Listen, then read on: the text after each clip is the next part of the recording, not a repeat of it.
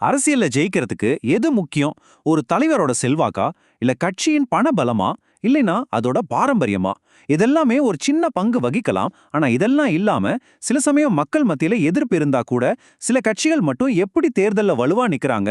அதுக்கு பின்னாடி இருக்கிற உண்மையான காரணம் என்ன? அத பத்தி தான் இப்ப பார்க்க போறோம்.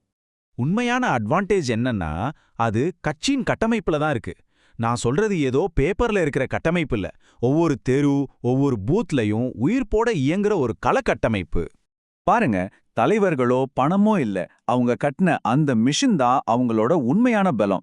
பல வருஷங்களா பல தேர்தல்களை சந்திச்சு ஒவ்வொரு வாக்காளரையும் ஒவ்வொரு உள்ளூர் பிரச்சனையையும் தெரிஞ்சு வச்சு உருவாக்குன ஒரு சிஸ்டம் இது. ஆனா புதுசா வர கட்சிகள் பெரும்பாலும் இந்த சிஸ்டத்தோட ஆழத்தை ரொம்ப குறைவா எடை போட்டுடுறாங்க. அதுதான் அவங்க முன்னாடி இருக்கிற மிகப்பெரிய சவால். முதல் பகுதியில பூத் லெவல்ல இருக்கிற கட்டமைப்பு ஏன் தேர்தல் வெற்றியை தீர்மானிக்குதுன்னு பார்த்தோம். இப்போ இந்த பகுதியில இன்னொரு ஸ்டெப் உள்ள போய் ஜெயிச்ச கட்சிகள் களத்துல அப்படி என்னதான் சிஸ்டம்ஸை கட்டினாங்க, மத்தவங்களால ஏன் அதை பண்ண முடியல அப்படிங்கறத ரொம்ப டீட்டெயிலா பார்க்கலாம். பெரிய அனுபவமான கட்சிகளை வெறும் பிராண்டா மட்டும் பார்க்கறது ஒரு பெரிய தப்பு. அவங்க பிராண்ட்ஸ் மட்டும் இல்ல, அவங்க ரொம்ப திறமையான டெலிவரி நெட்வொர்க்ஸ். அதாவது தங்களோட செய்தியையும் செல்வாக்கையும் கடைசி வாக்காளர் வரைக்கும் கொண்டு போய் சேர்க்கிற ஒரு அடர்த்தியான பல அடுக்குகள் கொண்ட அமைப்பு இது. இந்த நெட்வொர்க்கை அவங்க பல 10 வருஷங்களா உருவாக்கியிருக்காங்க. இங்க பாருங்க, ஒரு புது கட்சிக்கும் ஒரு அனுபவமான கட்சிக்கும் இருக்கிற முக்கியமான வித்தியாசம் இதுதான். புது கட்சிகள் கிட்ட டாப் லெவல்ல பயங்கர உற்சாகம் இருக்கும். ஆனா கீழே கிரவுண்ட்ல பார்த்தா கட்டமைப்புன்னு எதுவுமே இருக்காது, காலியா இருக்கும். அதே நேரத்துல பழைய கட்சிகள் கிட்ட டாப் லெவல்ல ஒரு சோர்வு தெரிஞ்சாலோ கீழே கிரவுண்ட் லெவல்ல கட்டமைப்பு ரொம்ப அடர்த்தியா வலுவா இருக்கும். தேர்தல்ல இந்த உற்சாகத்தை விட அந்த அடர்த்தியான அமைப்புக்கு தான் பவர் அதிகம். சரி, இந்த கட்டமைப்பு ஏன் அவ்வளோ சக்தி வாய்ந்தது? ஏன்னா அதுக்கு முக்கியமான 5 அட்வான்டேஜஸ் இருக்கு. 1. போன தேர்தல்ல என்ன நடந்துச்சுன்னு ஞாபகம் வச்சிருக்கிற ஆர்கனைசேஷனல் மெமரி. 2.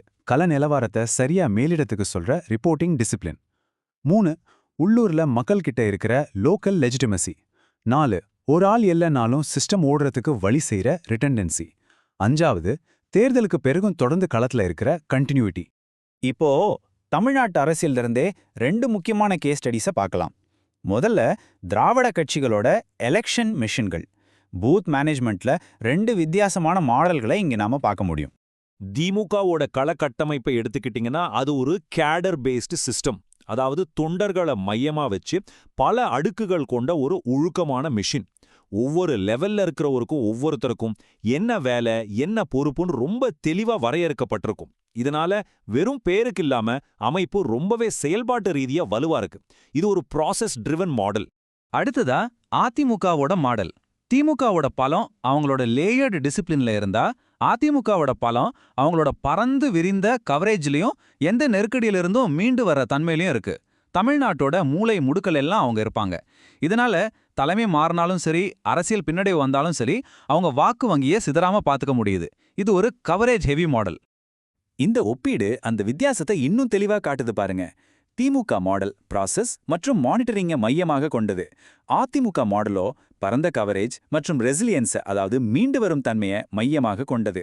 ரெண்டுமே வெவ்வேறு சவால்களை சந்திக்கிற மாதிரி வடிவமைக்கப்பட்ட ரொம்ப பவர்ஃபுல்லான சிஸ்டம்ஸ். இப்போ 2வது கேஸ் ஸ்டடிக்கு வருவோம். அதாவது பாஜக பாணியிலான பூத் லாஜிக்.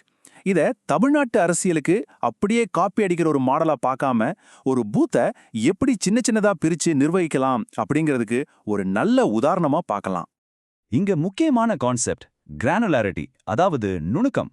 1000 வாக்காளர் இருக்கிற ஒரு பூத்தை ஒரே யூனிட்டா பார்க்காம அதை 30-40 வாக்காளர் கொண்ட சின்ன சின்ன பிரிவுகளா உடைக்கிறது. ஓட்டர் லிஸ்ட்ல இருக்கிற ஒவ்வொரு பேஜுக்கும் ஒரு ஆளை பொறுப்பாளரா நியமிக்கிறது.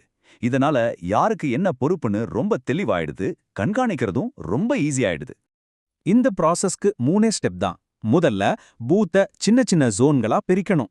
2வது ஒவ்வொரு சின்ன பிரிவுக்கும் ஒரு குறிப்பிட்ட நபரை பொறுப்பாளரா நியமிக்கணும். 3வது, இதுதான் ரொம்ப ரொம்ப முக்கியம், அந்த கட்டமைப்பு வெறும் பேப்பர்ல மட்டும் இல்லாம களத்துல உண்மையாவே வேலை செய்தான்னு ஆடிட் பண்ணி செக் பண்ணணும். இதுல இருந்து நாம கத்துக்க வேண்டிய மிக முக்கியமான பாடம் இதுதான். ஒரு சீரியஸான கட்சி தங்களுக்கு கொடுக்கப்பட்ட நிர்வாகிகள் லிஸ்ட்டை அப்படியே நம்பிடாது.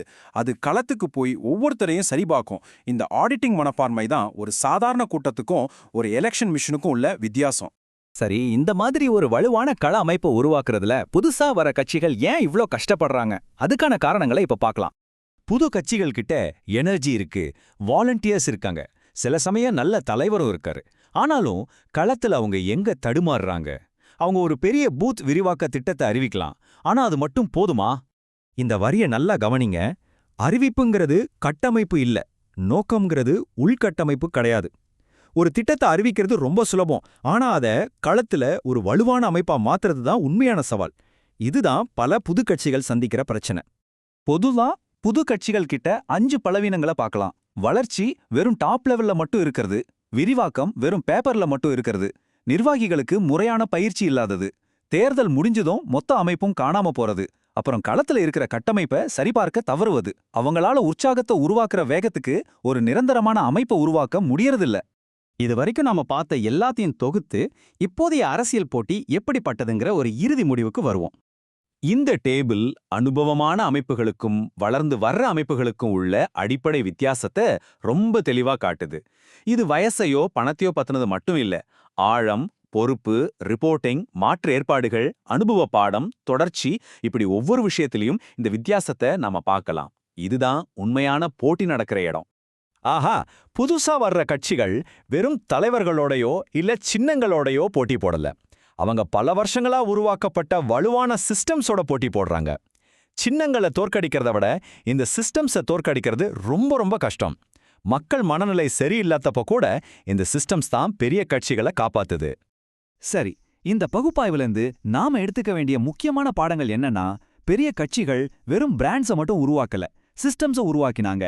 டிஎம்கேவோட மாடல் லேயர்டு டிசிப்ளினை காட்டுது, அதிமுகவோட மாடல் பரந்த கவரேஜை காட்டுது, பாஜக பாணி லாஜிக், சின்ன சின்ன பொறுப்புகளையும் ஆடிட்டிங்கோட அவசியத்தையும் நமக்கு சொல்லுது. புது கட்சிகள் விரிவாக்கத்தையும் கட்டமைப்பையும் ஒன்னா போட்டு குழப்பிக்கிறாங்க. கடைசியா உண்மையான அரசியல் போட்டி என்பது சிஸ்டமுக்கும் நடக்கிற போட்டி தான். இதெல்லாம் நம்மள ஒரு முக்கியமான நடைமுறை கேள்விக்கு கொண்டு வருது. ஒரு கட்சி 0ல இருந்து தொடங்குதுன்னா அது முதல்ல எதை கட்டணும்? தலைவரோட இமேஜியா, சோஷியல் மீடியா ஃபாலோவர்ஸையா, இல்லனா களத்துல உண்மையா வேற எதையாவது கட்டணுமா? அடுத்த பகுதியில இந்த கேள்விக்கு ஒரு தெளிவான பதில தேட போறோம். ஒரு சின்ன கட்சி 0 இருந்து ஒரு மினிமம் பூத் கவரேஜை எப்படி உருவாக்குறது? எந்த பூத்துகளுக்கு முன்னுரிமை கொடுக்கணும்? முதல் 30 நாள்ல 90 நாள்ல என்னென்ன வேலைகளை செய்யணும்? இதுக்கான ஒரு தெளிவான செயல் திட்டத்தை பகுதி 3ல பார்ப்போம்.